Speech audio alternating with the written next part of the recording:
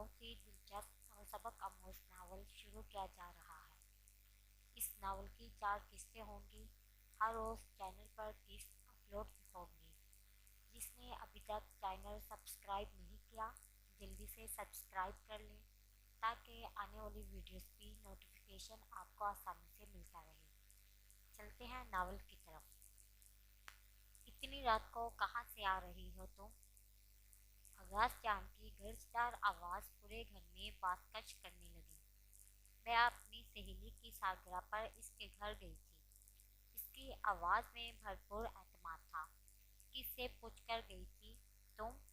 آغاز جان کی آواز اب پہلے سے کہیں بلند تھی۔ میں امی کو بتا کر گئی تھی۔ اس کا اعتماد کم نہ ہوا، نہ ہی اس کی زبان لڑکھڑائی۔ پوچھ کر کس سے گئی تھی تم؟ اس کا غصہ کم نہ ہوا۔ سامنے پورا گھر کھڑا تھا۔ آغاز جان، تایا جان، دلاور، عظمیٰ تائی، اس کی امی، انم، صوبیہ بھابھی اور نرمین۔ آغاز جان سب کے سامنے اس کی عدالت لگائے کھڑے تھے۔ اس کی امی جو کب سے خاموشی سے سب دیکھ رہی تھی، ڈرتے ہوئے اس کے دفاع کرنے آغاز جان کے سامنے آ گئی۔ آغاز جان، میں نے اجازت دی تھی اسے۔ آغاز جان نے غصے سے گھور کر سعدیہ کو دیکھا۔ تم ہوتی کون ہے یہ فیصلہ کرنے والی؟ تم اگر اس گھر کی روایت اور اصول بھول گئی ہو تو میں تمہیں پھر سے یاد دلا دوں، اس گھر کے سارے فیصلے مرد کرتے ہیں۔ عورتوں کا کام صرف باورچی خانہ سنبھالنا ہے۔ آئندہ یہ بات تم بھی سمجھ جاؤ اور اپنی بیٹیوں کو بھی سمجھا دو۔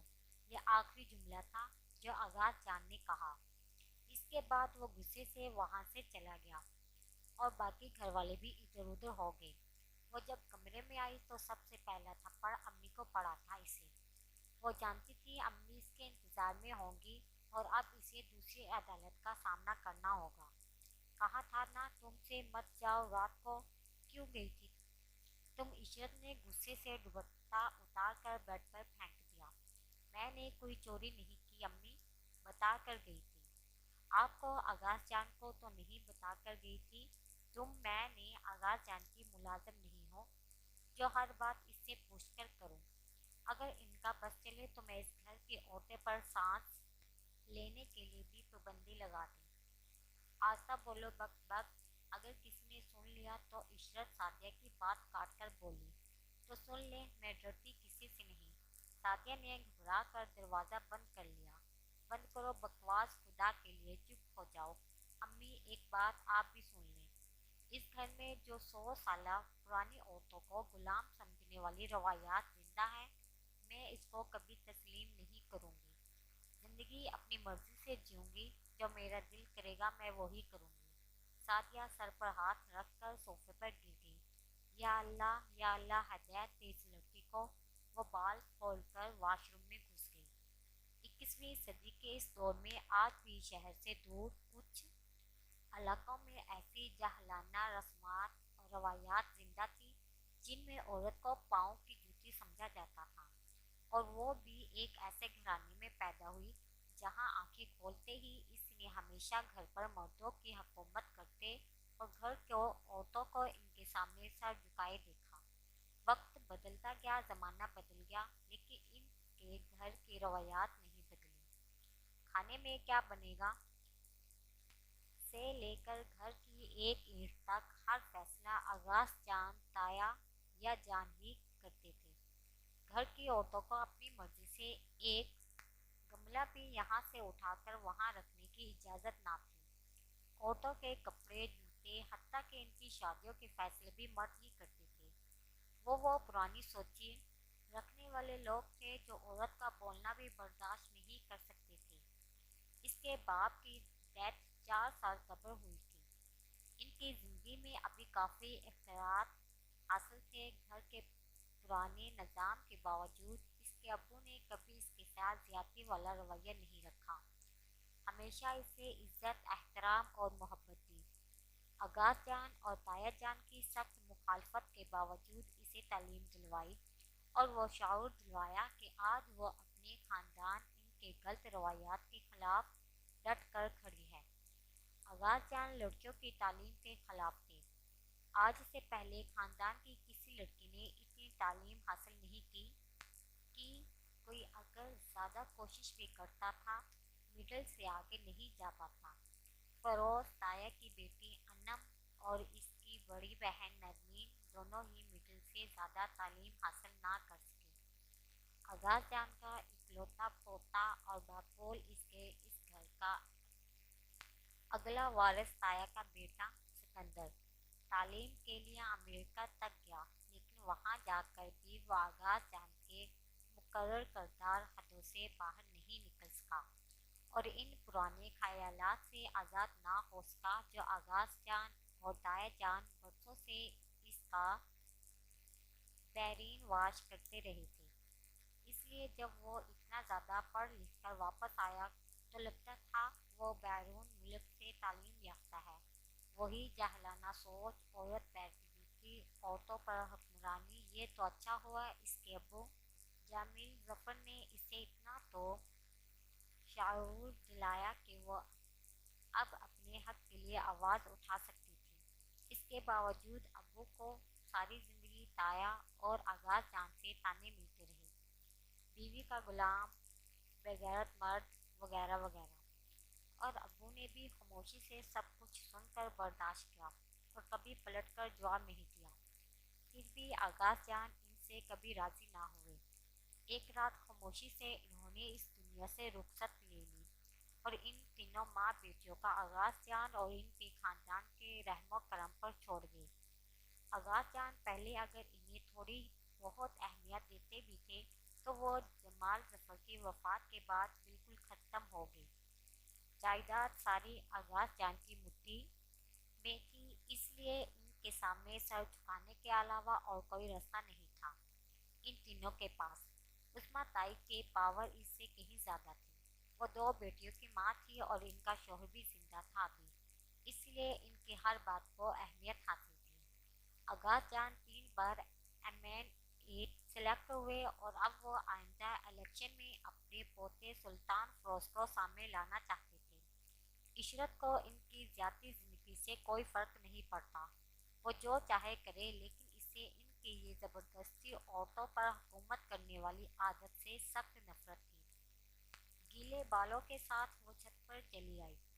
اس کے ہاتھ میں چائے کا کپ تھا۔ آج بارش کے بعد چھت پر ٹھنڈی ہوا اسے بھلی لگ رہی تھی۔ ایک ٹانگ پر دوسری ٹانگ رکھے وہ آسمان پر چاند ستاروں کو دیکھ رہی تھی۔ کوئی طوفان کی تیزی سے اس کے پاس آیا اور اس کے سامنے کھڑا ہو گیا۔ کہاں گئی تھی تم اتنی رات کو؟ عشرت بنا اس کی آمد کا نوٹس کیے اور بنا اسے اہمیت دیے خاموشی سے دوسری طرف منہ کر کے چائے کا سپ لے رہی تھی، جیسے وہ پہلے ہی اس کی آمد کے بارے میں جانتی تھی۔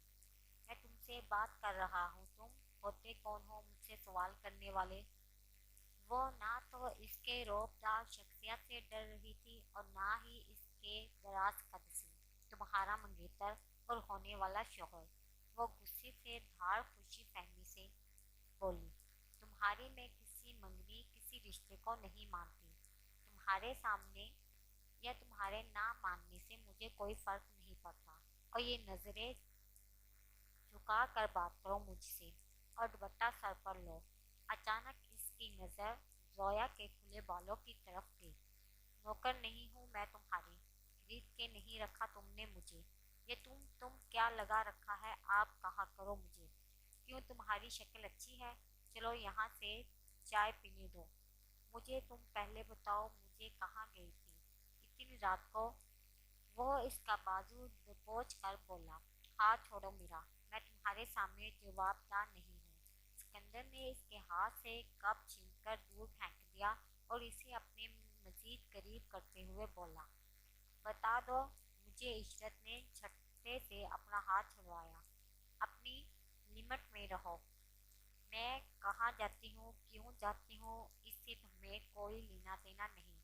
وہ غصے سے اس کے سامنے سے گزرتی ہوئی کمرے کی طرف بڑھی۔ چھوڑوں گا نہیں میں تمہیں۔ پیچھے سے سکندر کی غصے بھرے آواز کو بنا کوئی اہمیت دیے وہ اپنے کمرے میں آئی۔ سامنے نرمین اپنی کھڑی نظر آئی۔ سکندر کیا کہہ رہا تھا؟ بکواس کر رہا تھا، وہ बुरी बात ऐसे नहीं कहते। अशरा प्लीज़ आपी, अब आप ना शुरू हो जाएं। अम्मी की तरह नरमीन ठंडी सांस लेकर बेड पर बैठ गई। वो डाइजेस्ट उठाकर पढ़ने लगी। अम्मी बता रही थी तुम रात को बाहर गई थी। इतनी रात को कहाँ गई थी तुम? इशरत ने डाइजेस्ट रख कर आंखें फाड़ कर नरमीन को देखा। आपी, जैसे आप सब लोग सुबह से इतनी रात कह रही हैं, वो कोई रात के 2 बजे नहीं थे, 8 बजे ही वापस आ गई थी मैं। वो सबको जवाब दे देकर उठा चुकी थी। और सबसे ज्यादा गुस्सा इसे दिलावर ने दिलाया था। तुम ये कैसे भूल गई? हमारे घर में शाम 5 बजे के बाद औरतों, खास तौर पर लड़कियों का घर से निकलना बंद हो जाता है। इशरत अब टेबल से सेब उठाकर खा रही थी। वो सब कानून तुम जैसे डरपोक लड़कियों के लिए होते होंगे। मैं आगाज साहब का बनाया हुआ ऐसा कोई रूल नहीं मानती। इसने तंज करते हुए कहा, तमीज से बात करो आगाज जान के बारे में। वो दादा भी हैं तुम्हारे। जब रिश्तों का तकद्दस वो नहीं मानते तो मैं क्यों मानूं? इन्होंने कभी मुझे पोती समझा है? हमेशा एक औरत समझा है। और औरत इसकी नज़रों में सिर्फ पाँव की जूती है। जिस शख्स के दिल में मेरे लिए इज्जत और मोहब्बत नहीं, मैं कभी इसे इज्जत और मोहब्बत नहीं दे सकती। नरमीन ने अपना सर पीट लिया। वाकई अम्मी ठीक कहती थी, वो नहीं समझ सकती। तुम्हें क्या मिलता है ये सब करके इशरत? हम सब भी तो जिंदगी जी रहे हैं। हमें तो कभी कोई मसला नहीं हुआ। अच्छा, सच में आपको कभी कोई मसला नहीं हुआ? आगाज जान ने आपकी शादी बिना आपसे पूछे अपने किसी दोस्त के बेटे से कर दी, और इसने 2 महीने में ही आपको तलाक देकर घर भेज दिया। और अब आगाज जान आपकी दूसरी शादी के लिए भी नहीं मानते। हमारे अब्बू को भी यही गम और स्ट्रेस ले डूबा। आगाज जान ने आज तक अम्मी को और हमें कबूल नहीं किया, और तुम कहती हो हमें कभी कोई मसला नहीं हुआ। इशरत फूट पड़ी। नरमीन ने नजरें चुराई। और आप जिंदगी जी नहीं रही, गुजार रही हैं। लेकिन तुम कभी इस सब को बदल नहीं सकते। ये रवायात बरसों से चले आ रही हैं। तुम इन्हें असूलों के साथ जीना सीखना होगा। नरमीन ने इसके हाथ पर हाथ रखकर बड़ी उदासी से कहा, मुझे घुटन होती है इस महल में जहाँ सब कुछ है, सिर्फ आज़ादी नहीं। कभी कभी मेरा दिल चाहता है भाग जाऊं इस कैद खाने से। वो कुछ उदासी से बोली। अच्छा छोड़ ये फजूल बातें। ये बताओ, सिकंदर ने कहा तुमसे? नरमीन ने यकदम मौजू बदल दिया। वह अक्सर इशरत के इरादों से डर जाती थी। वही पुरानी बकवास, दुपट्टा सर पर लो, मुझे आप कहो फलां फलां। तो तुम इसके बाद क्यों नहीं मान लेती? दिमाग तो नहीं खराब मेरा? मैं क्यों किसकी बात मानने लगी? वो किसी नहीं, तुम्हारा मन। इशरत ने तेजी से इसकी बात काट दी। मैं ये सुन सुनकर बोर हो चुकी हूँ। 20 साल पहले की गई किसी अहमकाना मंगनी को मैं नहीं मानती। ये इन मर्दों का फैसला था, और जो खुद को दूसरों की जिंदगी का खुदा समझते हैं, जबकि मैं सिर्फ एक खुदा को जानती हूँ। खुले दरवाजे से अम्मी कपड़े लिए दाखिल हुई। समझाओ समझाओ इस वक्त को, कुछ अपने साथ साथ हमें भी मरवाएगी। अगर आगाज जान और फरोज भाई इसकी बकवास सुन ले तो अभी हम सबको धक्के मारकर घर से निकाल देंगे। इशरत तेजी से खड़ी हुई। ऐसा कैसे निकाल देंगे? ये घर इनके बाप का है क्या? इस घर में अब्बू का भी आधा हिस्सा है। वो जोर से चिल्ला उठी। सादिया बेगम और नरमीन दोस्त शागिर्द थे। आस्ता बोलो कमबख्त। सादिया बेगम ने आगे बढ़कर इसके मुंह पर हाथ रखा, उसे जोर से धक्का दिया। वो बेड पर जा गिरी। नरमीन भी खड़ी हुई। खुदा का खौफ करो इशरत, क्यों हम सबको बेइज्जत करना चाहती हो तुम? वो बेड पर बड़े गुस्से से खोल रही थी। अच्छा अम्मी, आप जाएं और मैं समझा दूंगी इसे। तुम्हारी बर्थडे पर आना मुझे महंगा पड़ गया। पूछो ना, क्या क्या तमाशे हो गए हैं यहाँ। अगले दिन वो लान में टहलते हुए काल पे बात कर रही थी और साथ अपने नाखून भी चबा रही थी। مجھے پتا نہیں تھا تمہاری فیملی والے اس طرح کے ہیں، نہیں تو میں کبھی تمہیں آنے کے لیے اتنا فورس نہ کرتی۔ زویا کچھ شرمندگی سے کہہ رہی تھی۔ نہیں، قصور تمہارا نہیں ہے زویا، دماغ خراب ہے سب کا۔ ان کو لگتا ہے اگر گھر کی عورت گھر سے باہر نکلی تو ان کی عزت ہی لٹ جائے گی، یہ معاشرے میں سر اٹھانے کے قابل نہیں رہیں گی۔ وہ ٹہلتے ٹہلتے گھاس پر رکھ کر کرسی بیٹھ گئی۔ جو بھی ہے، لیکن تمہیں بھی اب اسی گھر کی انہی رولز کے ساتھ زندگی گزارنی ہے۔ اسکندر بھی اسی سوچ کا مالک ہے، اس کا تو نام ہی نہ لو میرے سامنے، اور یہ بھی تو نہ سوچو میں اس گھر کی جاہلانہ رولز کے ساتھ سمجھوتا کر لوں گی۔ مر جاؤں گی لیکن اس چھوٹی سوچ کے انسان سے کبھی شادی نہیں کروں گی۔ اسکندر کا نام سن کر وہ اکثر کھول جاتی تھی۔ چل ٹھیک ہے، بعد میں بات کروں گی، ابھی کیک بنانے کے لیے اوون میں رکھا ہے، کہیں جل نہ جائے۔ چل ٹھیک ہے، اللہ حافظ۔ کال کٹ ہونے کے بعد وہ بھی وہیں بیٹھ گئی۔ گھر میں لڑکیوں کے موبائل استعمال کرنے پر پابندی تھی، اس لیے وہ چھپا کر استعمال کرتی تھی۔ ابھی تک وہ اتنی مضبوط نہیں ہوئی کہ یکدم سب سے بغاوت کر سکے۔ انم چائے کے ساتھ 2 کپ لیے لان میں آئی اور اس کے سامنے والی کرسی پر بیٹھ گئی۔ وہ اس کی کزن تھی، فیروز تایا کی بیٹی اور اسکندر کی بہن۔ اپنی بہن اور بھائی باپ کے برعکس وہ مجازاً کافی سلجھی ہوئی اور خوش اخلاق تھی۔ کیسی ہو تم؟ میں ٹھیک، تم کیسی ہو؟ ٹھیک ہوں۔ چائے پیو گی؟ ہاں، لیکن تم پہلے سے ہی 2 کپ لائی ہو، تمہیں کیسے پتا تھا میں یہاں ہوں؟ میں نے کچن سے دیکھ لیا تھا، انم نے مسکراتے ہوئے کہا۔ شادی کب ہو رہی ہے تمہاری؟ کیوں، تمہیں نہیں پتا کیا؟ نہیں، نرمین آپی کوئی ڈیٹ بتا تو رہی تھی لیکن میرے ذہن میں نہیں رہا۔ انم کیوں، میں چائے بنانے لگی۔ سچ پوچھو عشرت تو مجھے خود کو بھی ڈیٹ اچھے سے معلوم نہیں ہے، انم کچھ افسردگی سے بولی۔ تمہیں تو یہ بھی نہیں معلوم ہوگا انم کہ لڑکا کون ہے؟ انم چائے کا سپ لیتے لیتے رک گئی اور شرمندگی سے پہلو بدلنے لگی۔ آخر کب تک ایسے نظریں چراتی رہو گی؟ کبھی نہ کبھی تو تمہیں زندگی کا سامنا کرنا ہی ہوگا۔ کیا تم سچ میں ایک ایسے شخص کے ساتھ اپنی پوری زندگی گزار دو گی جسے تم جانتی نہیں، جیسے دیکھا نہیں؟ انم نے اداسگی سے کپ پھر سے ٹیبل پر رکھ دیا اور ڈوبتے سورج کو دیکھنے لگی۔ اور کر بھی کیا سکتی ہوں میں؟ تم کم سے کم احتجاج تو کر سکتی ہو، ایسے ظالمانہ فعل کے خلاف۔ میں تمہاری طرح بہادر نہیں ہوں عشرت۔ وہ ابھی آگے بھی کچھ کہنے والی تھی کہ پیچھے سے آتی عظمیٰ تائی کو دیکھ کر رک گئی۔ تائی شاید ان کو کچھ باتیں سن چکی تھی، اس لیے پاس آتے ہی اس پر برس پڑی۔ یہ کیا الٹی سیدھی پٹیاں پڑھا رہی ہو تم انم کو؟ انم گھبرا کر کھڑی ہوئی، جبکہ اس کے چہرے پر ڈر اور گھبراہٹ جیسے کوئی آثار نہیں تھے۔ میں کیوں پٹیاں پڑھاؤں گی تائی؟ جو سچ ہے وہی تو کہہ رہی ہوں نا، تیری بڑی مہربانی تو سچ نہ بھلا کر اور میری بیٹی سے دور رہا کر۔ تائی نے اس کے سامنے مصنوعی ہاتھ جوڑتے ہوئے غصے سے کہا۔ آپ لوگ کیوں اس کی شادی زبردستی کر رہے ہیں؟ اس بیچاری نے تو اس لڑکے کو دیکھا بھی نہیں، وہ کپ رکھ کر سیدھے ہو کر بیٹھ گئی۔ اس گھر میں شادیاں ایسے ہوتی ہے، اس پر کوئی انوکھی قیامت نہیں ٹوٹ رہی۔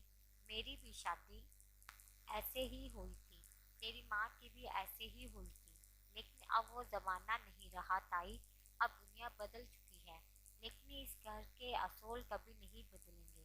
انم تم چلو میرے ساتھ اندر، اور جب تک تمہاری شادی نہ ہو جائے اس سے 20 فٹ دور رہنا۔ اور تم آج کرتی ہو میں سعدیہ بھابھی سے بات؟ اس نے بے نیازی سے کندھے اچکائے۔ اسے اس بات سے کوئی فرق نہیں پڑتا تھا کہ امی سے اس کی شکایت کی جائے گی، اسے سینکڑوں شکایت روز ہوتی رہتی تھی اس کی۔ رات کو 10 بجے وہ کچن میں اپنے لیے چائے بنا رہی تھی جب وہ اچانک کچن میں آیا تھا۔ ویسے وہ اس گھر کا مرد تھا جو کچن میں قدم رکھنا بھی توہین سمجھتے تھے، لیکن پتہ نہیں اس وقت کیسے آ گیا۔ کیا کر رہی ہو تم؟ چائے بنا رہی ہوں، اس نے روکھے انداز میں جواب دیا۔ اتنی رات کو کیوں جاگ رہی ہو تم؟ جا کر سو جاؤ، وہ حکم دینے والے انداز میں بولا۔ اس گھر میں لڑکیوں کا دیر تک جاگنا بھی جرم تھا؟ کیا یہ بھی تمہارے آغا صاحب کا حکم ہے؟ نہیں، یہ میرا حکم ہے۔ اگر یہ آغا صاحب کا حکم ہے تو میں نہیں مانوں گی، اور اگر تمہارا حکم ہے تو بالکل نہیں مانوں گی۔ رات کو 10 بجے وہ کچن میں اپنے لیے چائے بنا رہی تھی جب وہ اچانک کچن میں آیا تھا۔ ویسے ہی وہ اس گھر کا مرد تھا جو کچن میں قدم رکھنا بھی توہین سمجھتا تھا، لیکن پتہ نہیں اس وقت کیسے آ گیا۔ کیا کر رہی ہو تم؟ چائے بنا رہی ہوں، اس نے روکھے انداز میں جواب دیا۔ اتنی رات کو کیوں جاگ رہی ہو تم؟ جا کر سو جاؤ، وہ حکم دینے والے انداز میں بولا۔ اس گھر میں لڑکیوں کا دیر تک جاگنا بھی جرم تھا؟ کیا یہ بات بھی تمہارے آغا صاحب کا حکم ہے؟ نہیں، یہ میرا حکم ہے۔ اگر یہ آغا صاحب کا حکم ہے تو میں نہیں مانوں گی، اور اگر تمہارا حکم ہے تو بالکل نہیں مانوں گی۔ وہ مسکراتے ہوئے اسے غصہ دلانے کی کوشش کر رہی تھی، اور وہ حسب توہین غصے سے لال ہو گیا۔ اسے غصہ جلدی آتا تھا۔ بکواس بند کرو، جب کہہ دیا جا کر سو جاؤ تو بحث کیوں کر رہی ہو تم؟ میری مرضی، میں جب چاہوں سو جاؤں۔ تم کون ہوتے ہو حکم چلانے والے؟ وہ چلا اٹھی۔ پھر سے تم آپ بولا کرو مجھے۔ وہ غصے سے ٹھنڈی سانس لے کر رہ گئی۔ میں جا رہا ہوں، 2 منٹ بعد تم کمرے میں دفع ہو جانا۔ وہ کچن کے دروازے پر گیا اور اچانک کچھ یاد آنے پر واپس مڑا۔ تمہارا دوپٹہ کہاں ہے؟ میرا دوپٹہ کمرے میں ہے۔ اگر دوپٹوں کا زیادہ شوق ہے تو خود پہن لو۔ چائے کا کپ ٹرے میں رکھتی اس کے جانے سے پہلے وہ کچن کے دروازے سے باہر نکل گئی۔ سکندر نے غصے سے اپنی ہتھیلی دروازے پر ماری تھی۔ وہ اغاث جان اور تایا کے سامنے دوپٹہ لیتی تھی، لیکن اسے اتنی اہمیت نہیں دیتی تھی اور نہ ہی اس سے ڈرتی تھی جیسے وہ چاہتا تھا وہ اس سے ڈرے، اس کی ہر بات پر سر جھکائے کر جی ہاں کہے، لیکن وہ ایسے کیسے کرتی؟ ایک تو وہ دونوں بچپن سے ایک ہی گھر میں بڑے ہوئے، اوپر سے بچپن کی منگنی نے بھی اس کے دل میں سکندر کے لیے نفرت پیدا کر دی تھی۔ خاندان میں برسوں سے چلی آ رہی تھی رسم و رواج کا وہ بھی شکار ہو گئی۔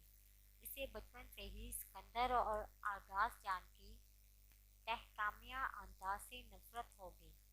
آخر سمجھ کر وہ دوسروں کی زندگی کا فیصلہ کرتے تھے اور سوچتے ہیں پورا گھر اس کی مرضی کے مطابق زندگی گزارے۔ سکندر نے بچپن میں ہی اس کے ساتھ یہی کیا، یہی روب رکھا۔ حکم نامہ، فلاں کے ساتھ نہ کھیلو، فلاں ٹیسٹ کھیلو، میرے ساتھ کھیلو، یہ کر وہ کرو۔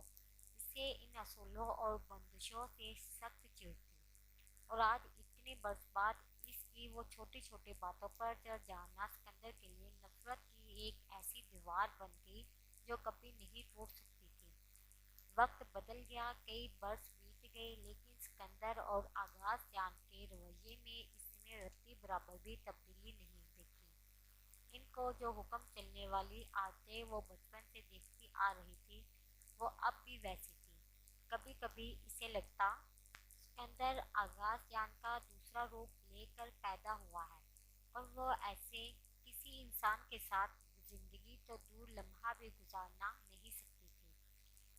یہ صبح کا وقت تھا، گھر کے سارے مرد اس وقت زمینوں کی طرف یا پنچایت کی طرف نکل جاتے۔ سکندر یا تو دوستوں کی طرف نکل جاتا یا گاڑی پر لانگ ڈرائیونگ کے لیے نکل جاتا اور رات کو واپس آ جاتا۔ آغاز جان پنچایت کے سربراہ تھے اور اکثر گاؤں والوں لوگ انہی سے اپنے گھریلو معاملات حل کرواتے تھے، یعنی جو تعویذ لکھ کر دیتا تھا عمر دراز کے، وہ عمل خود بیچارہ جوانی میں مر گیا۔ آغاز جان کا اپنا گھر جن مسائل کا شکار تھا، ان کے اپنے گھر کی عورتیں آزاد کے لیے ترس رہی تھیں، اور وہ گاؤں جا کر ان کے گھریلو مسائل حل کرتے تھے۔ وہ کئی برس پہلے ہی شہر میں شفٹ ہو گئے تھے۔ ان کا گھر مین روڈ پر ایک بہت بڑی عمارت تھی، شاید ایسی ہی عمارت آس پاس کسی اور کی ہو، لیکن شہر میں رہائش پذیر ہونے کے باوجود بھی آغاز جان کی سوچ نہ بدلی، اور وہ شہر میں بھی وہی گاؤں والے قانون لاگو کرنے کی کوشش کر رہے تھے۔ اسکندر کے علاوہ فیروز آیا اور ان کا بڑا بیٹا دلاور فیروز کے خیالات بھی آغا جان سے مختلف نہ تھے، لیکن وہ آغا جان کی طرح حد سے زیادہ شدت پسند نہیں تھے۔ ان کے برعکس اسکندر ہو بہو آغا جان کی فوٹو کاپی تھا، اور اسکندر بھی نفرت کی سب سے بڑی وجہ بھی یہی تھی۔ وہ کچن میں آئی جہاں امی اور صوبیہ بھابھی ناشتہ بنا رہی تھی۔ امی اسے بھی کچن میں کام کرنے کے لیے فورس کرتی رہتی تھی، لیکن وہ کچن میں کم ہی جاتی تھی۔ کچن کا سارا کام امی، صوبیہ بھابھی یا پھر نرمین سنبھالتی تھی۔ گھر میں کوئی ملازم نہیں تھا، گھر کے سارے کام خود کرنے پڑتے تھے۔ پہلے تو انب بھی کچن میں ہاتھ بٹایا کرتی تھی، لیکن اب جب سے اس کی شادی کی ڈیٹ فکس ہوئی تھی، تائی نے اسے کچن میں آنے سے منع کر دیا۔ تائی خود بھی کچن میں کم ہی آتی تھی، اگر آتی بھی تو بس حکم چلانے۔ اس کا گھر ایک بھیانک اصول اور بھی تھا، جب تک گھر کے سارے مرد کھانا کھا نہ لیں تب تک ساری عورتیں بھوکی رہیں گی۔ ایسے کہاں ہوتا ہے آج کے زمانے میں، لیکن باقی رسموں کی طرح وہ اس رسم کو بھی فضول اور احمقانہ سمجھتی تھی۔ اسے جب بھی بھوک لگتی وہ کچن میں یا اپنے کمرے میں جا کر کھانا کھا لیتی تھی۔ کہیں جا رہی ہو تم؟ صوبیہ بھابھی نے اسے غور سے دیکھا، شاید اس کی تیاری سے ہی انہیں یہی اندازہ لگایا تھا۔ امی نے بھی کریلے کاٹتے ہوئے نظر اٹھا کر اسے دیکھا۔ ہاں، وہ میں ذرا باہر جا رہی ہوں۔ اس نے نظریں چراتے ہوئے فریج سے پانی کا بوتل نکالی۔ کہاں جا رہی ہو؟ اب کی بار امی نے سوال کیا۔ اس کے لہجے میں تشویش کے ساتھ ساتھ غصہ بھی تھا۔ زویا کی طرف جا رہی ہوں۔ اور کہاں جا رہی ہوں؟ بوتل واپس رکھ کر وہ جانے کے لیے مڑی۔ گھر کے مردوں نے آنے سے پہلے لوٹ آنا، کمبخت! وہ ٹھنڈی سانس لے کر باہر آئی۔ جانے وہ دن کب آئے گا جب اسے گھر سے باہر جاتے ہوئے امی کی یہ لائن نہیں سننے کو ملے گی۔ جب تک وہ صحیح سلامت گھر واپس نہ آ جاتی، امی تب تک گھر میں بیٹھ کر دعائیں کر رہی ہوتی کہ گھر کا کوئی مرد واپس نہ آ جائے۔ تائی کے علاوہ ایسا کوئی نہیں تھا جو اس کی چگلی کرتے، لیکن تائی کا علاج بھی اس نے ڈھونڈا ہوا تھا۔ کئی بار تائی خود بھی جھوٹ بول بول کر ادھر ادھر ہوئی ہیں۔ وہ ان کی اسی کمزوری کو لے کر انہیں بلیک میل کرتی رہتی تھی۔ لیکن آپ میرے باہر جانے کے بارے میں کسی کو نہ بتاؤ، میں آپ کے بارے میں کسی کو نہیں بتاؤں گی۔ یہ سودا کافی عرصے سے جاری تھا۔ وہ گھر سے باہر آئی، سامنے پورشن میں کھڑی دو نئی گاڑیوں پر اس کی نظر پڑی۔ اس گھر میں اس مال کے علاوہ دو گاڑیاں اضافی تھیں، لیکن انہیں چلانے کی ہمت کسی کو نہیں تھی۔ آغا جان عورتوں کے ڈرائیونگ کے بھی سخت خلاف تھے، اس لیے انہیں جب بھی باہر جانا ہوتا وہ رکشہ یا ٹیکسی استعمال کرتے۔ اور کچھ وہ آگے آئی تو اسے سامنے سے آتے انم دکھائی دی، جو دروازے کے پاس سے ہی اندر کی طرف بڑی تیزی سے آ رہی تھی۔ اچانک انم کی نظر اس پر پڑی تو وہ بری طرح چونک گئی، شاید ڈر سے کانپ بھی رہی تھی، اور وہ غور سے انم کو دیکھنے لگی، جس کے چہرے سے گھبراہٹ تھی۔ کیا ہوا انم، تم ٹھیک ہو؟ اس نے تشویش لے کر انم سے پوچھا، اور انم نے سر اثبات میں ہلایا اور تقریباً بھاگتے ہوئے گھر کے اندر کی طرف چلی گئی۔ اور وہ وہیں کھڑی سوچ میں پڑ گئی، انم کو اچانک کیا ہوا؟ پھر وہ اسی سوچ کر باہر آئی کہ زویا سے مل کر جب واپس آئے گی تو انم سے پوچھ گچھ کرے گی۔ وہ رکشہ کر کے زویا کی طرف روانہ ہوئی۔ آج اسے زویا سے خاص میٹنگ کرنی تھی۔ اس نے 2 ہفتے پہلے ایک پرائیویٹ ٹیوشن میں کمپیوٹر سیکھنے کے لیے اپلائی کیا تھا، اور آج صبح ہی زویا نے اسے بتایا اس کی ایڈمیشن ہو گئی اور 2 ہفتے تک وہ کلاسز لینے آ سکتی ہے۔ اسی حوالے سے مزید باتیں کرنے اور زویا کی طرف جا رہی تھی۔ زویا اپنے گھر میں نہیں تھی، اس نے اسے ایک ڈھابہ نما ہوٹل پہ بلایا تھا جو بالکل سڑک کے کنارے تھا۔ تم ایک بار پھر سے سوچ لو عشرت، مجھے نہیں لگتا تمہارے آغاز جان یا سکندر تمہیں اس چیز کی اجازت دیں گے۔ زویا اسے 3 بار پہلے دہرائی ہوئی بات پھر سے بتا رہی تھی۔ ڈرو مت، کچھ نہیں ہوتا، آغاز جان کو میں راضی کر لوں گی، اور سکندر سے بھی بالکل نہیں ڈرتی۔ زویا نے چائے کا آرڈر کیا۔ 2 منٹ بعد چائے آئی اور وہ دونوں چائے پینے لگے۔ یہاں آ کر بھی اسے بار بار انم کا خیال آ رہا تھا۔ اس کی گھبرائی ہوئی شکل سامنے آ رہی تھی۔ تو تم کب بات کرو گی؟ ابھی نہیں، ابھی تو انم کی شادی ہے۔ اس سے نپٹ کر تسلی سے بات کروں گی، وہ چائے کا آخری سپ لیتے ہوئے بولی۔ کچھ پتہ چلا لڑکا کون ہے؟ اس نے بیزاری سے کپ ٹیبل پر رکھ دیا۔ کہاں؟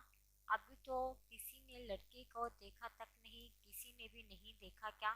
زویا حیران ہوئی۔ کسی سے مراد گھر کی لڑکیوں نے، باقی سب تو دیکھ چکی ہیں۔ انم نے نہیں دیکھا؟ اس بیچاری نے بھی کہاں دیکھا؟ وہ شادی سے پہلے لڑکا دیکھے گی تو آغاز جان کی ناک نہیں کٹ جائے گی کیا؟ اس نے غصے سے کہا۔ ویسے سچ کہو تو تمہارے آغاز جان کر تو زیادتی رہی ہے۔ آج کل ایسے کہاں ہوتے ہیں، شاید ہی کچھ دیہات ایسے ہیں، لیکن شہروں میں تو بالکل ایسے نہیں ہوتا۔ زویا ابھی تک چائے پی رہی تھی۔ چھوڑو، خام خواہ میرا دل نہ جلاؤ تم، اور یہ بتاؤ وہ کمپیوٹر؟ بولتے بولتے اچانک جیسے اس کے سر پر چھت گر گئی ہو۔ وہ دور سے نظر آنے پر بھی اسے اچھے سے پہچان رہی تھی۔ وہ سکندر تھا جو اسے دیکھ چکا تھا اور اب اسی کی طرف غصے سے آ رہا تھا۔ زویا نے تو کچھ سیکنڈ بعد اسے دیکھا تھا اور وہ بھی اس کی طرح شاگرد تھی۔ اسے ڈر نہیں لگ رہا تھا، لیکن اسے اچانک وہاں دیکھ کر وہ کافی صدمے میں آئی تھی۔ تم یہاں کیا کر رہی ہو؟ وہ اس کے سر پر پہنچ کر زور سے دھاڑا۔ وہ دونوں گھبرا کر کھڑی ہوئی۔ میں وہ حیرت کے مارے اس کی آواز بھی نہیں نکل رہی تھی۔ اس سے پہلے وہ کوئی جواب سوچتی، سکندر نے اس کا ہاتھ پکڑا اور کھینچتے ہوئے اس ڈھابے نما ہوٹل سے باہر لے گیا۔ لوگوں کے دیکھنے کے لیے مفت کا تماشا مل گیا تھا۔ سکندر نے گاڑی کا دروازہ کھول کر اسے دھکا دیا اور وہ اندر جا گری۔ تمہاری ہمت کیسے ہوئی گھر سے باہر نکلنے کی؟ وہ ڈرائیونگ کرتے ہوئے دھاڑ رہا تھا۔ میں امی کو بتا کر آئی ہوں، اس نے مدھم مگر سرد لہجے میں کہا۔ اب وہ کافی حد تک سنبھل چکی تھی۔ لیکن مجھے تو نہیں بتایا؟ اس کا غصہ کم نہیں ہو رہا تھا۔ کیونکہ تمہیں بتانا ضروری نہیں تھا۔ وہ آئندہ اس طرح اپنا ہاتھ پکڑ کر مجھے گھسیٹنے کی جرات نہ کرنا۔ میں تمہیں قتل کرنے کا بھی اختیار رکھتا ہوں، اور میں یہ بھی کروں گا بھی۔ جس دن میرے برداشت کی حد ختم ہوگی، اس دن تمہارا آخری دن ہوگا۔ وہ غصے میں لال ہو چکا تھا اور ڈرائیونگ کرتے ہوئے چیخ رہا تھا۔ تمہاری یہی سہیلی تمہیں الٹا سیدھا پٹیاں پڑھاتی ہے، آزادی پسند کی شادی، برابری وغیرہ وغیرہ۔ جی نہیں، اتنا شعور تو میں خود بھی رکھتی ہوں، تمہاری طرح نہیں ہوں۔ امریکہ سے جا کر جاہلیت کی ڈگری لے کر آ گئے۔ Shut up! ایک لفظ بھی آگے مت بولنا، نہیں تو گاڑی سے نیچے پھینک دوں گا۔ تو پھینک دو، لیکن میں تمہارے سامنے سر نہیں جھکاؤں گی۔ وہ شیطانی مسکراہٹ کے ساتھ ہنسا تھا۔ یہ تو وقت بتائے گا۔ بس کچھ دن اور انتظار کر لو، پھر تمہارا سر، تمہاری آنکھیں، سب کچھ میرے سامنے جھکی ہوئی ہوں گی۔ تب سارے حساب برابر کروں گا میں۔ وہ گھر پہنچ چکا تھا۔ سکندر نے تیزی سے اتر کر اس کا دروازہ کھولا اور اس کا ہاتھ پکڑ کر اسے باہر کھینچا اور اسے غصے سے کھینچتا ہوا اندر لے جانے لگا۔ وہ مزاحمت کر رہی تھی۔ ہاتھ چھوڑو میرا! وہ اسے کھینچتا ہوا لے کر جا رہا تھا۔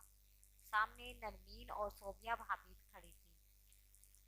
سیڑھیوں پر تائی بھی آ گئی۔ کیا ہوا سکندر؟ کیا کر دیا اس نے؟ اس نے تائی کو بھی مکمل نظر انداز کیا اور اسے اس کی ماں کے پاس لے آیا اور زور سے دھکا دیا۔ وہ بیڈ پر جا کر منہ کے بل گری۔ تائی، نرمین اور صوبیہ سبھی کمرے میں جمع ہو گئے۔ سنبھالے اپنی بیٹی کو، آئندہ اگر یہ مجھے گھر کے باہر نظر آئی تو اس کی ٹانگیں توڑ دوں گا۔ اس نے غصے سے سعدیہ بیگم سے کہا اور باہر نکل گیا۔ خدا کا خوف کرو سعدیہ، سنبھال کر رکھو بیٹی کو، ہاتھ سے نکلتی جا رہی ہے۔ عظمیٰ تائی بھی اماں کو کوسنا شروع کر دیا۔ امی نے بھی اسے 2-4 تھپڑ لگائے تھے اور ویسے ہی اوندھے منہ پڑی رہی۔ جانے کیوں اسے رونا آ رہا تھا، اپنی بے بسی پر اور لوگوں کے بے حسد پر۔ کاش وہ اتنے مجبور نہ ہوتے یا اغاث جان کے رحم و کرم پر نہ ہوتے۔ 1 گھنٹے تک وہ ویسے ہی اوندھی پڑی سکھتی رہی، کمرے میں کوئی نہیں آیا، اور 1 گھنٹے میں اسکندر سے نفرت کا لیول ہائی ہو چکا تھا۔ پھر جانے اسے کیا خیال آیا، وہ تیزی سے اٹھی اور آنسو صاف کر کے کمرے سے باہر نکلی اور اسکندر کے کمرے میں پہنچ گئی۔ وہ سکون سے بیڈ پر پاؤں پھیلا کر لیپ ٹاپ دیکھ رہا تھا اور یوں تیزی سے دروازہ کھولتا اور اسے کمرے میں دیکھ کر وہ بری طرح چونک گیا۔ اسے نہیں یاد وہ کبھی اس کے کمرے میں آئی ہو۔ اپنی زندگی کے سب سے بڑی خوش فہمی سے باہر نکلو اسکندر، فیروز اور اس کے پاس کھڑی ہو کر چلا رہی تھی۔ میں یا تو مر جاؤں گی یا بغاوت کر جاؤں گی، لیکن تم سے شادی کبھی نہیں کروں گی۔ یہی 2 جملے بولنے وہ یہاں آئی تھی اور بول کر اسے تیزی سے باہر نکلی۔ سامنے سے تائی آتی دکھائی دی، ان کے ہاتھ میں کوئی کھانے کی ڈش تھی۔ اسکندر ابھی تک اس کے کمرے میں آنے اور کہے گئے جملوں پر گمسم سا ہو کر بیٹھا ہوا تھا۔ تم یہاں کیا کرنے آئی ہو؟ انہوں نے بے رحمی سے پوچھا۔ اپنی بیٹی سے پوچھ لیں، وہ 2 ٹوک انداز میں بول کر باہر نکلی۔ دیکھا تم نے، مجھے یہ اس لیے زہر لگتی ہے، تبھی کہتی ہوں اس محنوس سے شادی نہ کرو۔ تائی غصے سے اسکندر کے پاس آئی۔ ایک بار شادی ہو جانے دیں امی، پھر دیکھتا ہوں یہ کیسے نہیں سدھرتی۔ وہ کسی سوچ میں گمسم بولا، کیا اس سے شادی کرنا ضروری ہے؟ ایک سے بڑھ کر ایک لڑکی ہے تمہارے لیے۔ یہ میری ضد ہے امی، دیکھتا ہوں کیسے نہیں کرتی مجھ سے شادی۔ دل کی بھڑاس نکال کر وہ چھت پر ٹھنڈی ہوا لینے چلی آئی اور 2 گھنٹے تک وہیں بیٹھی سوچے میں گم رہی۔ دل کی جلن کافی حد تک کم ہو چکی تھی، اب وہ پرسکون تھی۔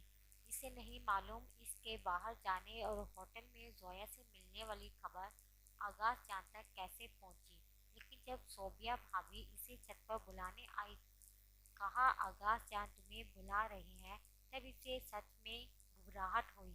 اسے یقین تھا یہ خبر اغاث جان تک پہنچانے والا اسکندر تھا، جو اپنی بے عزتی برداشت نہیں کر سکا۔ اسکندر کے لیے اس کے دل میں مزید اضافہ ہوا۔ اغاث جان حال میں اکیلے نہیں تھے، پوری فیملی وہاں کھڑی تھی اور وہ بھی سکون سے ایک سائیڈ پر سنجیدگی سے کھڑا تھا۔ اس نے ایک نفرت بھری نظر سے اسکندر کو دیکھا۔ اغاث جان نے کوئی بات بولنے سے پہلے اسے تھپڑ مارا تھا۔ یقیناً اسکندر انہیں 2 گھنٹے تک کافی آگ بگولا کر چکے تھے۔ یہ کوئی پہلا تھپڑ نہیں تھا جو انہوں نے اسے مارا تھا۔ تم کیا سمجھتی ہو ہم بے وقوف ہیں؟ تم گھر سے باہر چلی جاؤ گی اور ہمیں خبر نہیں ہوگی؟ اس کی گرجدار آواز پورے حال میں سنائی دے رہی تھی۔ اس طرح سنیٹا تھا وہ کئی بار پہلے بھی گھر سے اکیلی باہر جا چکی تھی، اور آج پکڑے جانے پر گھر کے مرد خود کو ہوشیار سمجھ رہے تھے۔ یہ کیا حرکت ہے عشرت؟ جب تم جانتی ہو اس گھر سے باہر کوئی لڑکی اکیلی نہیں جا سکتی تو پھر تم کیوں گئی؟ فیروز تایا بھی کافی غصے میں نظر آ رہی تھی۔ کسی نے نظر اٹھا کر فیروز تایا کو دیکھا۔ اغاث جہاں مزید سلک رہے تھے۔ ایسے گھور کر کیا دیکھ رہی ہو؟ نظریں نیچی کر کے کھڑی رہو۔ اغاث جان اس کی اڑتی ہوئی نظروں سے آگ بگولا ہو گئی۔ معاف کر دیں اغاث جان، آئندہ نہیں جاؤں گی۔ سعدیہ روتے ہوئے آگے آئی۔ تم چپ رہو، پہلے ہی یہ سب تمہاری غلط تربیت کا نتیجہ ہے۔ بہتر یہی ہوگا تم اور تمہاری بیٹیاں ہماری بات سمجھ جاؤ، نہیں تو اپنی دونوں بیٹیوں کو لے کر نکل جاؤ میرے گھر سے۔ اغاث جان حتمی فیصلہ سنا کر وہاں سے کسی तूफान की तरह चले गए। वो काफी देर तक सिकंदर को घूरती रहे, वो भी इसे गुस्से से देखता रहा। फिर नरमीन इसे कमरे में ले आई, जहाँ वो इसे बड़ी देर तक समझाती रही। आज तुम्हारी वजह से आगाज जान ने अम्मी को घर से निकलने का कहा। शर्म करो, तुम हम सबको इस घर से निकलवा कर दम लोगी। इसने गुस्से से नरमीन का हाथ झड़क दिया। ऐसे कैसे निकाल सकते हैं वो हमें घर से? इस घर में अब्बू का भी आधा हिस्सा है और इन्होंने आधे हिस्से के लिए बकायदा पैसे दिए थे। अब्बू अब नहीं रहे और तुम्हारी इस बात की इस अब कोई अहमियत नहीं है इशरत। बेहतर है तुम पूरे खानदान में हम सबको जलील ना करो। मैं इन पर केस करूंगी, कोर्ट में जाऊंगी, फिर देखती हूँ कैसे नहीं देते हिस्सा। नरमीन मुंह खोलकर हैरत से इसे देखने लगी। दिमाग तो नहीं खराब तुम्हारा? ये क्या अहमकाना बातें कर रही हो तुम? बस नहीं, सब देख लेना क्या करती हूँ मैं। वो एक खतरनाक इरादे से बोली।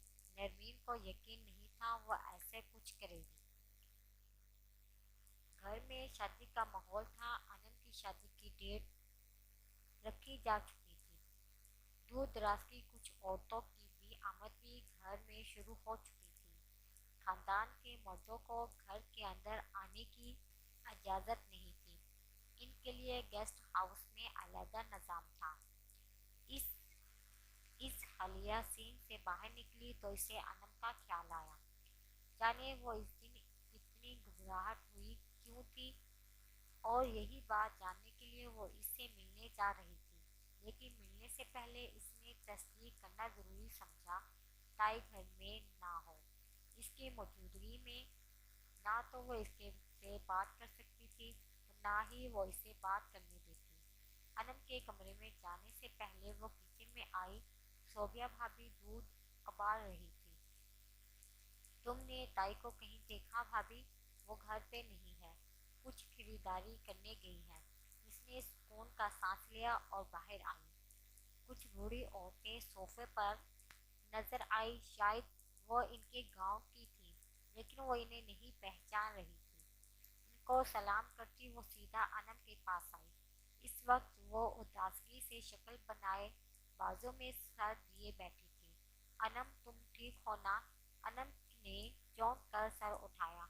हाँ हाँ मैं ठीक हूँ। ये बोलते हुए भी वो ठीक नहीं लग रही थी।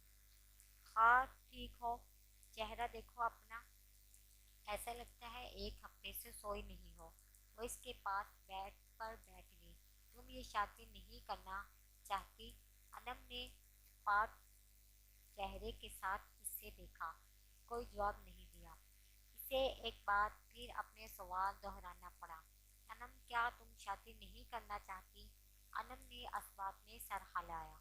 वो कुछ लम्हे इसे देखती रही। क्या तुम किसी और से शादी करना चाहती हो? इसने अंधेरे में तीर चलाया था, लेकिन अनम के एतराफ ने इसे हैरान कर दिया। इसने सोचा नहीं था इतनी जल्दी वो इस बात का एतराफ भी कर लेगी। कौन है वो? हमारा पड़ोसी। तुम कब से और कैसे जानती हो इसे? इसका नाम कबीर है। वो 7 महीने पहले ही लंदन से वापस आया है। वो कुछ दिनों बाद वापस चला जाएगा। हमारी पहली मुलाकात भी तकरीबन 7 महीने पहले हुई थी। और तुम लोगों की मुलाकात कहाँ पे होती है? घर से बाहर तो नहीं जा सकते। घर के पिछले हिस्से लान की तरफ एक छोटा हिस्सा टूटा हुआ है, जिसके साथ इसका घर है। वो यहाँ किराए पर रहते हैं। हम दोनों हर शाम को वहीं पे मिलते हैं। वो मुझसे बहुत मोहब्बत करता है और मुझसे शादी करना चाहता है। मैंने अब इसे अपनी शादी की बात बताई तो वो काफ़ी नाराज़ है मुझसे। कहता है हम दोनों चुप कर निकाह कर लेते हैं और फिर वो मुझे हमेशा के लिए लंदन ले जाएगा। अनम ने रोकते हुए अपनी बात पूरी की। इसकी पूरी बात सुनने के बाद वो खामोशी से सुनती रही। तो फिर मसला क्या है? अनम ने इसे घूर कर देखा। क्या तुम सच में नहीं जानती मसला क्या है? इशरा सीधा अनम के पास आई। इस वक्त वो अनम ने इसे घूर कर देखा। क्या तुम सच में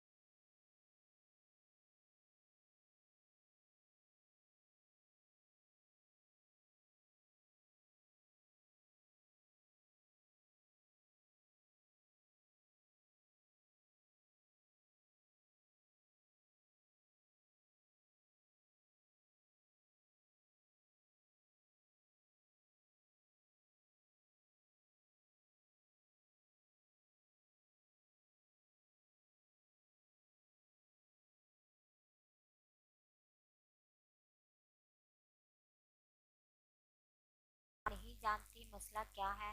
देखो, अगर मसले से तुम्हारा मुराद आगाज जान या फरोज ताया, दिलावर भाई या सिकंदर है तो इनके लिए तुम आग में नहीं कूद सकती। यकीन करो, मुझे तो बहुत खुशी हुई जब तुमने मुझे ये बताई। मैं तो कहती हूँ तुम कबीर की बात मान लो और निकाह कर लो इसके साथ। पुरानी रस्म रवाज में अपनी जिंदगी बर्बाद ना करो। यहाँ एक जहन्नुम से निकलोगी दूसरे जहन्नुम में जाने के लिए। मर्दों की दुनिया से बाहर निकलो और एक आगाज फजा में सांस लो। तुम पूरी जिंदगी समझौते में नहीं गुजार सकती। तुम्हारा फ्यूचर कबीर के साथ है। आज तुम्हें जिंदगी मौका दे रही है। कल जब तुम्हारा शौहर तुम्हारे मुंह पर थप्पड़ मारकर तुम्हारी बेइज्जती करेगा, तब तुम सोचोगी काश इस दिन जरा इसी हिम्मत कर लेती तो आज यूं सिसक सिसक कर जिंदगी ना जी रही होती। अनम घबरा कर खड़ी हुई। अम्मी कहाँ है? वो बाजार गई हैं। सोबिया भाभी ने कंफर्म करके आई हूँ। तुम बस सोच लो। ऐसा मुमकिन नहीं है इशरत। मैं इतना बड़ा कदम नहीं उठा सकती। आगाज जान मार देंगे इसे भी और मुझे भी। इसने अनम का हाथ पकड़कर अपने हाथ में लिया। तुम दोनों निकाह करके हमेशा के लिए पाकिस्तान छोड़ जाओगे। लंदन में आगाज जान की 7 नस्लें भी तुम्हें ढूंढ नहीं पाएंगी। मुझे बहुत डर लग रहा है। मैं ये नहीं कर सकती। क्या तुम सारी जिंदगी अम्मी और ताई की तरफ मर्दों के जुल्म सहकर गुजार दोगी? याद रखो, अपनी मर्जी से निकाह करने का हक तुम्हें मजहब भी देता है। मैं सोचूंगी। तुम अभी जाओ यहाँ से। मैं इंतजार करूंगी तुम्हारे जवाब का। वो तेजी से कमरे से बाहर निकलकर अपने कमरे में आई। इसने कभी सोचा भी नहीं था अनम के दिल में ऐसी कोई बात होगी, लेकिन अब जानकर इसे अच्छा लग रहा था। और ये डर भी कि वो बेवकूफ़ इनकार करके अपनी ज़िंदगी मुश्किल ना बना दे। वो 1 डेढ़ घंटा सोई रही, लेकिन अनम इसके जहन से नहीं निकली। 2 घंटे बाद अनम खुद इसके पास आई थी। ये रात का वक्त था, जब तकरीबन सब सो चुके थे। वो छत पर इसका इंतजार कर रही थी। लाशौरी तौर पर इसे यकीन था वो आएगी। मैं कबीर से निकाह करने के लिए तैयार हूँ। इसे इतनी जल्दी अनम के मान जाने पर यकीन नहीं आया। वो समझी थी वो डर कर अपना फैसला बदल लेगी। अब तुम इशरत, तुम मेरी क्या मदद कर सकती हो? मैं तुम्हें इस घर से सही सलामत बाहर निकाल सकती हूँ। बाकी का काम कबीर का है। वो दोनों वही छत पर बैठकर सरगोशी के अंदाज में बातें करने लगी। लेकिन मुझे बहुत डर लग रहा है। अनम के चेहरे पर घबराहट के आसार थे। लग नहीं रहा वो अपने फैसले से पूरी तरह मुतफिक है। जब फैसला कर चुकी हो तो डरना कैसा। एक अनजान आदमी के साथ जिंदगी गुजारने से बेहतर है एक ऐसे इंसान का इंतखाब करो जिसे तुम जानती हो, जिसे तूने देखा हो।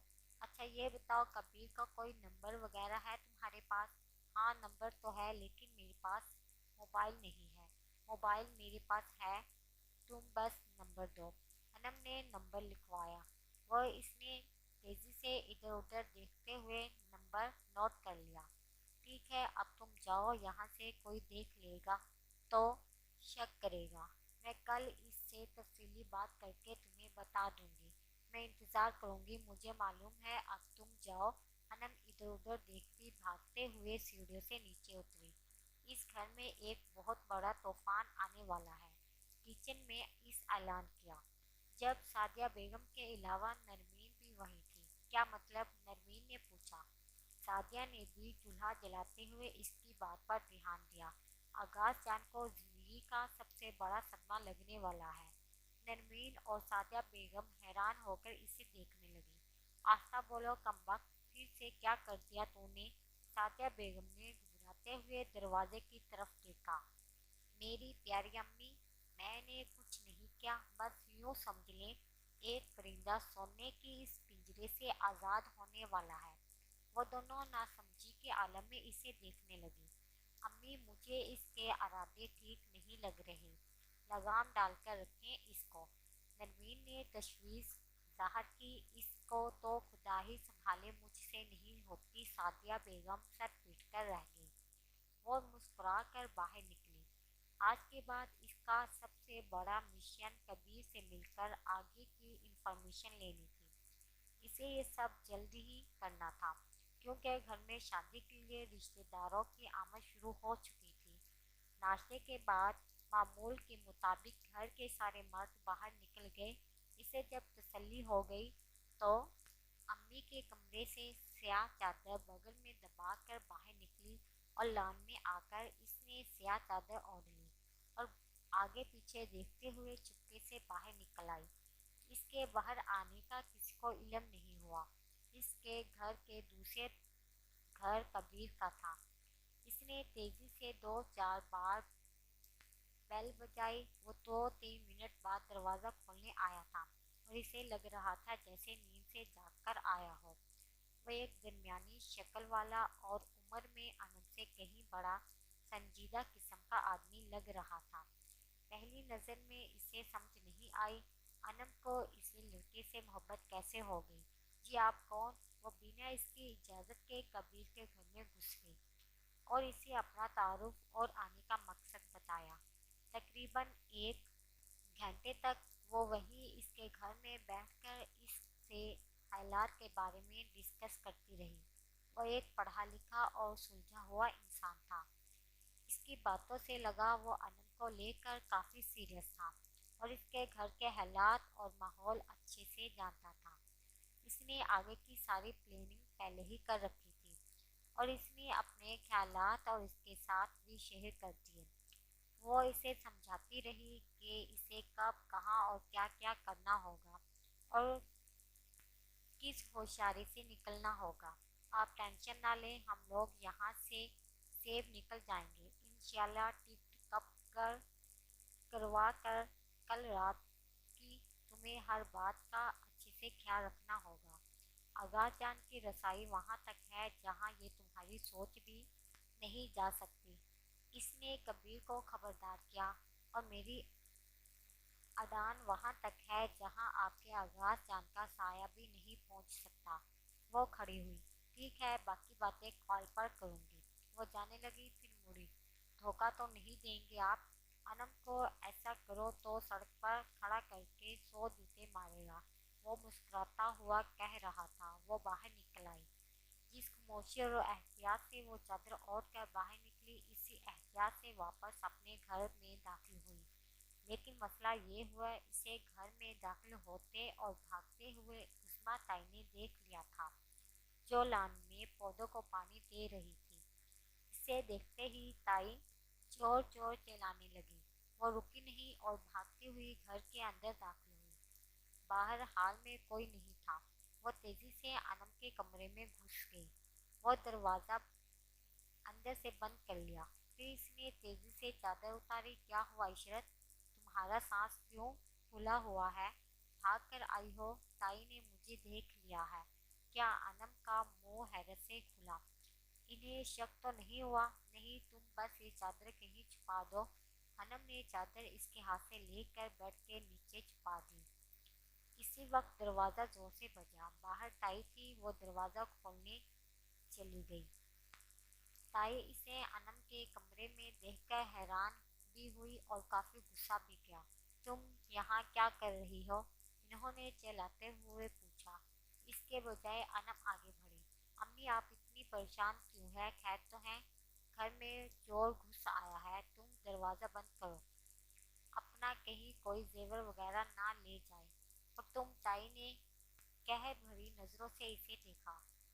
तुम तो दफा हो जाओ यहाँ से। क्यों आती हो यहाँ? वो चुपचाप शाने अचकाती वहां से चली गई। दिलावर या सिकंदर को कॉल करती हूँ। ताई बुड़बुड़ाती हुई बाहर निकली। शाम को सारे मर्द इकट्ठे थे। ताई इन्हें तफसीलात बता रही थी। अनम सर झुकाए खड़ी थी और वो इस सारी सिचुएशन को एंजॉय कर रही थी। समझ में नहीं आता कि वो चोर गायब कैसे हो गया। दिलावर ने कुछ सोचकर कहा था। वो कुछ लेकर तो नहीं गया? फिरोज ताया ने ताई की तरफ देखा। नहीं लेकर तो कुछ नहीं गया। हो सकता है वो हमारे शोर मचाने पर डर कर भाग गया हो। तो तुम्हें क्या जरूरत थी शोर करने की, बेवकूफ औरत? फिरोज या सिकंदर को कॉल कर देती। आगाह चांद ताई पर बरस रहे थे। वो मुस्कुरा रही थी और सिकंदर इसकी मुस्कुराहट को नोट करके गुस्से से इसे घूर रहा था। पता नहीं इतने सीरियस सिचुएशन में दांत क्यों निकाल रही थी। अच्छा, तो यही था वो तूफान? रात को नरमीन ने इससे पूछा। नहीं, वो तूफान अभी बाकी है। ये सिर्फ डेलर था। वो दुपट्टा बेड पर फेंक कर अदाए बेनियाजी से बोली। मुझे तो अभी से डर लग रहा है। नरमीन वाकई घबराई हुई थी, लेकिन इसे फर्क नहीं पड़ा। अनम के साथ इसकी दूसरी मुलाकात रात 10 बजे किचन में हुई, जब सारे घर वाले खाना खाकर रिलैक्स हो चुके थे। अनम बर्तन धोने के बहाने इससे बात कर रही थी और वो भी फ्रिज से पानी निकालकर पीने का ड्रामा कर रही थी। क्या कहा इसने? अनम ने बेचैनी से पूछा। सुबह वो बात अधूरी रह गई थी। वो टिकट करवाएगा और कल रात तुम लोग यहाँ से निकलोगे। किस वक्त? रात के 1 या 2 बजे शायद। लेकिन कल तो मेहंदी का फंक्शन है। घर में काफी रश होगा। रश में घर से निकलना काफी आसान होगा। घर के दरवाजे खुले होंगे। लेकिन तुम अभी भी पैकिंग शुरू कर दो। वो इसी खौफनाक शक्ल ना बनाओ। भागने से पहले पकड़ी जाओगी। अनम ने सर हिलाया। बाहर ढोलकी बज रही थी। कुछ लड़कियों ने संगीत की महफिल लगा रखी थी, इसलिए इनकी आवाज बाहर नहीं जा रही थी। कोई मसला तो नहीं होगा ना? अल्लाह ना करे फजूल बातें ना सोचो। अच्छा ही होगा, इसने अनम को यकीन दिलाया। वैसे दिल में थोड़ा बहुत वो खुद भी घबरा रही थी। बाहर आई तो औरतों और लड़कियों के हल्ला गुल्ला मचाया हुआ था। वो भागती हुई अपने कमरे की तरफ जा रही थी जब सामने से फिरोज ताया और सिकंदर कोई बात करते हुए आ रहे थे। इसने रुककर ताया को सलाम किया। जवाबा ताया ने इसे झटक दिया। ये क्या उछल कूद कर रही हो? तमीज से चलो। और दुपट्टा कहाँ है तुम्हारा? सिकंदर भी गुस्से से इसे देख रहा था। वो कमरे में है तो जाकर पहन लो। आइंदा तुम्हें बिना दुपट्टे का ना देखूं। बेजाहर तो इसने असबाब में सर हिला दिया, मगर लगता नहीं था वो दुपट्टा पहनेगी। सिकंदर अलग इसे फताहाना अंदाज में देख रहा था। जीत आया। वो अपने कमरे में चली आई। वो दरवाजा बंद करके कबीर का नंबर मिलाने लगी। मेहंदी वाली रात थी। घर पे हद से ज्यादा रश था। मर्द सारे गेस्ट रूम की तरफ थे। घर के बाहर खाने का इंतजाम हो रहा था।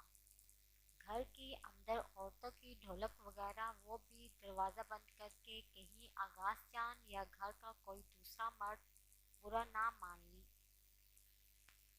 ले। इसने हाफ बाजू वाला लहंगा पहना हुआ था जो इसने नीलम की शादी पर बनवाया था। इस वक्त अम्मी ने पहने नहीं दिया, अब वो जबरदस्ती पहनकर घूम रही थी। अम्मी मना करती रही, घर का कोई मर्द देख लेगा तो टांगे तोड़ देगा तुम्हारी। इसे खुले बाजू वाले कपड़े पहनकर घूम रही थी, मगर इसे बिल्कुल डर नहीं लगा। कबीर से इसकी बात हो चुकी थी, टिक्स वगैरह काम क्लियर थे। अब बस घर से निकलने की देर थी और ये आखिरी काम था जो इन्होंने करना था। कल के बाद वो अनम से दोबारा नहीं मिली। वह अपने कमरे में थी और ताई इसे बाहर नहीं आने दे रही थी। वो खुद भी वहाँ इससे बात नहीं कर सकती थी क्योंकि मेहंदी लगाने वाली लड़कियाँ थी और कई औरतों का हजूम था। किसके कमरे में? भाभी अनम अपने कमरे में है क्या? इसने सोबिया से पूछा। बात शुरू करने के लिए इसे और कोई जुमला नहीं मिला था। ज़ाहिर है इशरत, इसने कुछ घूरकर इसे देखा। और ताई कहाँ है? पहले तो अनम के कमरे में थी, अब पता नहीं कहाँ है। कोई काम था क्या? नहीं। अच्छा, तुम अनम के कमरे में रश था क्या? हाँ, कुछ औरतें तो थी, लेकिन तो ये सब पूछकर मुझे शक में क्यों डाल रही हो? सोबिया मुसलसल इसे घूर कर देख रही थी। बस ऐसे ही मुझे। अच्छा, मुझे अम्मी बुला रही है। वो सोबिया को वहाँ से टालते हुए जल्दी से गायब हो गई। अनम के कमरे के बाहर आई, जहाँ अंदर बाहर रश था। बात करने का कोई मौका नहीं था। वो वापस पलट आई। एक कमरे में कुछ लड़कियां दरवाज़ा बंद करके म्यूजिक लगाकर डांस कर रही थी। शायद ताई ने ही इन्हें ये मशवरा दिया था। इसे भी एक लड़की अंदर खींचकर ले गई और जबरदस्ती इससे 2 मिनट डांस करवाया। इसे रश में घुटन होने लगी। वो छत पर चली आई। नीचे से सारे मर्द मेहमान नजर आ रहे थे। वो गैर आराधी तौर पर इन्हें देखने लगी। अगास जान और फरोज ताया अपने निगरानी में काम करवा रहे थे। सिकंदर भी इनके पास खड़ा था। इसने काले रंग की जीन्स पर सफ़ेद कुर्ता पहना हुआ था और एक रवायती शाल भी इसके कंधों पर नजर आ रही थी। सिकंदर की बहुत अचानक इस पर नजर पड़ी थी और वो गुस्से से इसे देखने लगा और फिर वहां से गायब हो गया। 2 मिनट बाद वो इसके सामने छत पर था। छत पे क्या कर रही हो? वो इसके सामने खड़ा गुस्से से चला रहा था और वो सुकून से नीचे देख रही थी। बिना इसे कोई अहमियत दिए सिकंदर को मजबूरन इसके बाजू खींच कर इसे तवज्जो दिलानी पड़ी। सारे मर्द हैं नीचे, यहाँ छत, और तुमने ये कैसे कपड़े पहने हुए हैं? वो इसके खुले बाजू देख रहा था। मेरी मर्जी, मैं जैसे मर्जी पहनूं, तुम्हारी मर्जी नहीं चलेगी। चलो ये कपड़े अभी बदल कर आओ।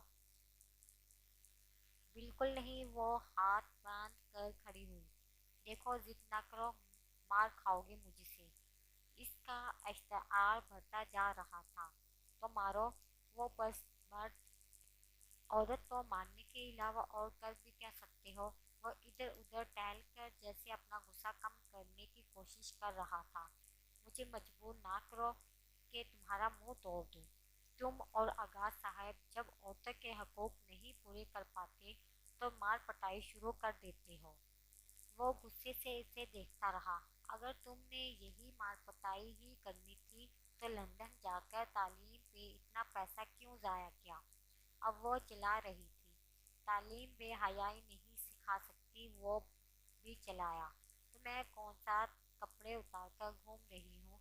हाफ बाजू वाली चोली पहनी है, वो भी औरतों की महफिल में। वो अब इसे उंगली दिखा रही थी। वो इस खानदान की पहली लड़की थी जो यूं किसी मर्द से उंगली उठाकर बात करती थी, वरना आज तक इतनी हिम्मत किसी की ना हुई। देखो, बहस ना करो और दफा हो जाओ यहाँ से। वो आपे से बाहर हो गया। शोर की वजह से इन दोनों का झगड़ा कोई सुन नहीं पा रहा था। तुम यहाँ आए हो, तुम जाओ यहाँ से। वो मुकाबला बाजी पे उतर आई। तू मेरी मरेगी। एक बार शादी हो जाने दो, सारे हिसाब बराबर करता हूँ। वो गुस्से से नीचे जाने के लिए मुड़ा। तुमसे शादी करने के बजाय मैं खुदकुशी की ज़्यादा तरजीह देती हूँ, वो इसके पीछे चलाकर बोली। वो सुनी अनसुनी करता हुआ निकल गया। इसने जोर से कुर्सी को लात मारी और वहां बैठ गई। नीचे काफी शोर था, वो वहां सर पकड़कर बैठ गई। इसे किसी तरह अनब से मिलकर इसे तैयारी करना था। नीचे खाने का शुरू हुआ। खाना लग चुका था और सभी खाने में मसरूफ हो गए। वो तेजी से नीचे आई और हाल में सारे बच्चे आंटियां सभी खाने पे टूट पड़ी। अम्मी और ताई इधर लोगों से बातों में मसरूफ थी। घर की बाकी औरतें भी कहीं ना कहीं मसरूफ थी। सादिया भाभी पानी का एक बहुत बड़ा जग उठाए जाने कहाँ जा रही थी और इसके पास गई। अनम ने खाना खाया नहीं, अभी जा देने जा रही हूँ। सादिया भाभी तेजी से चल रही थी, इन्हें जैसे बात करने की फुर्सत नहीं थी। वो इसके पीछे तेजी से चल रही थी। मैं दे आऊं? हाँ तू ही दे आ, मुझे क्या, बल्कि तू रुक। आंटी जी ने मना किया है तुम्हें आनंद के कमरे में जाने से, वो तारिका कह रही थी। इनसे मैं खुद बात कर लूंगी। वो दोनों खाने का काउंटर के पास आई। इसने तेजी से एक ट्रे उठाई और इसमें चावल, कौरमा और सलाद जल्दी जल्दी डालने लगी। सोफिया भाभी इसे इसके हाल पे छोड़कर कब की जा चुकी थी। वो ट्रे उठाकर लहंगा संभालती सीढ़ियाँ चढ़ने लगी। ताई इसे देख चुकी थी और इसके पास भी आ गई। कहाँ जा रही हो तुम? अनम को खाना देने कोई जरूरत नहीं, सोफिया दे आई है, ताई ने इसे बेरहमी से कहा। क्या ताई आप भी हमेशा गुस्से में रहती हैं? अब वैसे भी 2 दिन बाद वो यहाँ से चली जाएगी। आखिरी बात तो कर लेने दे। ताई ने गौर से इसे देखा। चल अच्छा मर। वो खुश होकर अनम के कमरे तक आई, लेकिन यहाँ अलग नाच गाने की महफिल थी। सारी लड़कियां नीचे जाओ, खाना सारा खत्म होने वाला है और तुम लोग यहीं कूदती रहो, इसने कमरे में दाखिल होते ही ऐलान किया। सारी लड़कियां सर पर पैर रखकर भागी। इसने तेजी से दरवाजा बंद किया। आनंद ने घुरा कर दुपट्टा उतारा। सारी पैकिंग हो गई। अनम ने सर इस्बात में हिलाया। इससे कोई बात हुई है? हाँ, रात के 2 बजे निकलना है। कोई गड़बड़ तो नहीं होगी? कुछ नहीं होगा डरपोक, ये ले खाना खा, पता नहीं बाद में कब तक सफर में रहोगी। आनंद ने खाने की ट्रे परे धकेल दी। इतने सारे लोगों में से निकालेंगे कैसे? रात के 2 बजे तकरीबन सब सो चुके होंगे और बाकी जो एक दो मेहमान जाग रहे होंगे, इनके लिए घर का मेन स्विच ऑफ कर दूंगी। पूरे घर में अंधेरा हो जाएगा और तुम इस अंधेरे का फायदा उठाकर बाहर निकल जाओगी। बस 2 मिनट की टूर सारे लगने हैं इस कमरे से मेन गेट तक जाने में, और फिर तुम आज़ाद। होते ही इसने आनंद की बैग की तरफ देखा। एक छोटा सा बैग था। वो उठाकर बैग को उल्टा पुल्ट कर देखने लगी। क्या क्या रखा है इसमें? कुछ जेवर, पैसे और एक दो सूट। अच्छा क्या, और हाँ, मेरे नंबर भी लिख कर अपने पास रख लो, लंदन पहुंचते ही कॉल करना। वो दराज से पेन का कागज ढूंढने लगी। नीचे वाले दराज में देखो। इसने कागज कलम उठाया और अपना नंबर इस पे लिखने लगी। इशरत, क्या मैं वापस कभी इस घर में नहीं आ सकूंगी? तुमसे, सिकंदर भाई से, अम्मी से नहीं मिल सकूंगी? वो कुछ उदासी से बोली। इशरत ने नंबर वाला कागज इसकी मुट्ठी में दिया और इसके पास रखी। ऐसा कुछ नहीं होगा ना, तुम इस घर में तब तक नहीं आ सकोगी जब तक आगाज जान जिंदा है। जिस दिन वो चले गए, इसके अस्कूल, रवायात सब कुछ इन्हीं के साथ जाएंगे। ताया इतने पुराने ख्यालात के नहीं है और ताई भी तुम्हें खुद वापस बुलाएंगी। तुम इनकी इकलौती औलाद हो, सारी जिंदगी तुमसे नफरत नहीं कर सकेंगे। ताई और ताया की मोहब्बत के सामने सिकंदर और दिलावर भाई भी कुछ नहीं कर सकेंगे, और मैं भी तो तुमसे हमेशा वीडियो कॉल पे बात करती रहा करूंगी। इसने अनम को अच्छी उम्मीद दिलाई। इसका गम कुछ कम हुआ। वो उठ खड़ी हुई। ये खाना खा लेना, اور میری بات غور سے سنو۔ ٹھیک 2 بجے اس گھر کی ساری لائٹس آف ہوگی اور تم تیزی سے بیگ اٹھا کر گھر کے دروازے کی طرف جاؤ گی جہاں میں تمہارا انتظار کر رہی ہوں گی۔ یاد رکھنا میرے پاس تم سے رابطے کا اور کوئی ذریعہ نہیں ہے، اس لیے مقرر وقت پر مقرر جگہ پر پہنچ جانا۔ اس نے محبت سے انم کے گالوں کو چوما۔ انم نے سر اسبات میں ہلایا اور وہ کمرے سے باہر نکل آئی۔ کھانے کا دور ختم ہو چکا تھا، ایک بار پھر محفل لگی تھی۔ وہ چپکے سے گھر کے پچھلے حصے کی طرف آئی جہاں گھر کا مین سوئچ تھا۔ وہ غور سے سوئچ کو دیکھنے لگی۔ اس کے پاس کئی اور تاریں بھی تھیں، کچھ رنگ برنگی لائٹوں کی تاریں بھی، وہیں سے کیلنڈر تھی۔ وہ غور سے ترتیب دیکھنے لگی۔ مین سوئچ کے بٹن تک ہاتھ لے جانے کے لیے کافی تاروں میں سے ہاتھ کو گزارنا تھا اور وہ پاس کھڑی لکڑی سے ادھر ادھر کی اضافی تاروں کو ہٹانے لگی تاکہ رات کو وہ مین سوئچ کو آسانی سے بند کرے۔ رنگ برنگی لائٹوں کی تار کو اس نے لکڑی کی مدد سے ہٹایا، پھر اچانک کسی نے اس کا ہاتھ پکڑ کے اسے زور سے کھینچا اور وہ منہ کے بل فرش پر جا گری۔ وہ خود بھی فرش پر گرا ہوا تھا اور وہ سکندر تھا۔ اسے سمجھ نہیں آیا اتنی جلدی کیا ہوا۔ بے وقوف لڑکی، کیا کر رہی ہو تم یہاں؟ اب وہ غصے سے چلا رہا تھا۔ اس نے پیچھے مڑ کر دیکھا، کئی تار نیچے گری ہوئی تھی، شاید وہ تاریں اس پر گرنے والی تھی اور اس نے پیچھے سے آ کر اسے کھینچ لیا تھا۔ وہ کپڑے سیدھے کرتے ہوئے کھڑی ہوئی، وہ بھی کھڑا ہو کر اسے غصے سے گھور رہا تھا۔ وہ ادھر کچھ لائٹوں میں روشنی نہیں آ رہی تھی، وہی دیکھنے آئی تھی۔ اس نے لڑکھڑاتے ہوئے کچھ شرمندگی سے کہا تھا۔ سکندر نے اسے دیکھا جیسے وہ کوئی ذہنی مریض ہو۔ دماغ تو نہیں خراب تمہارا؟ تم کوئی الیکٹریکل انجینئر ہو؟ بڑی آئی تاروں کو ٹھیک کرنے والی؟ ابھی اگر میں نہیں آتا تو اس گھر میں تیری کل خانی کی رسم ہو رہی ہوتی۔ اس نے کچھ شرمندگی سے پہلو بدلا۔ اب میرا منہ کیا دیکھ رہی ہو؟ چل دفعہ ہو جاؤ یہاں سے۔ وہ غنیمت پا کر فوراً وہاں سے بھاگی۔